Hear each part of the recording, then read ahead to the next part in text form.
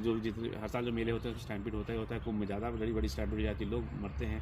आगे जो लोग मरे हैं वो भी तो बेचारे जो है पाप धुलने गए थे ना, उनका क्या पाप था?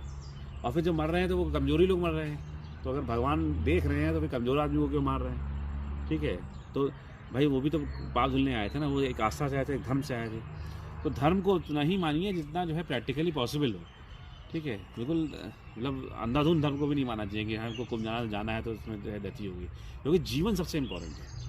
अब ये बात थोड़ा सुनने में खराब लग रही होगी कि धर्म को कम मानिए, जीवन ज़्यादा छोड़ना। भाई जीवन सबसे ज़्यादा, जीवन है तभी सब कुछ है, तभी धर्म भी है। धर्म से जीवन नहीं है, जीवन है तो धर्म है। ठीक है, तो अगर जीवन जिंदा रहेंगे तो धर्म मानने के लायक रहेंगे, तो धर्म को उतना ही मानिए जितना जो है, जितना लाइफ को प्रैक्टिकली रखिए कि हाँ भाई अगर हम जा सकते तो अच्छी बात है, नहीं जाते जैसे थोड़ा पुण्य कम मिलेगा। जो नहीं गएगा उनको पुण्य नहीं मिलेगा। मान लीजिए पूरी दुनिया नहीं गई, कुंभ नहीं आई तो उनका उनका कुछ उनके पाप नहीं धुल सकते पाप। और दूसरा है ये भी है कि अब है ना कि जो है कि आखिर जो है सब लोग जा भी नहीं सकते हैं।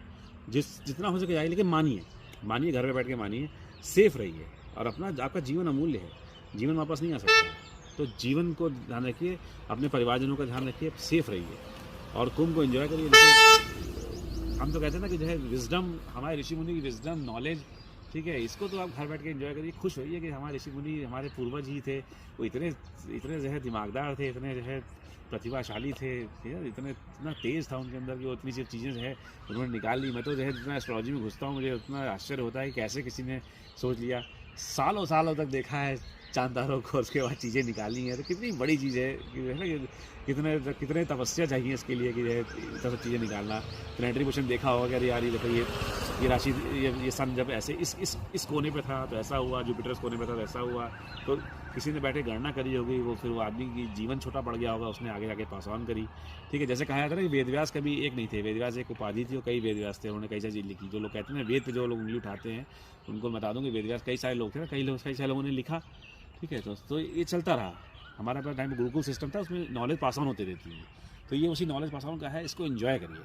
ठीक है, हमने रिसेंटली कुछ बड़ा तोप नहीं मारा है, हम कोई इनोवेशन नहीं कर रहे हैं।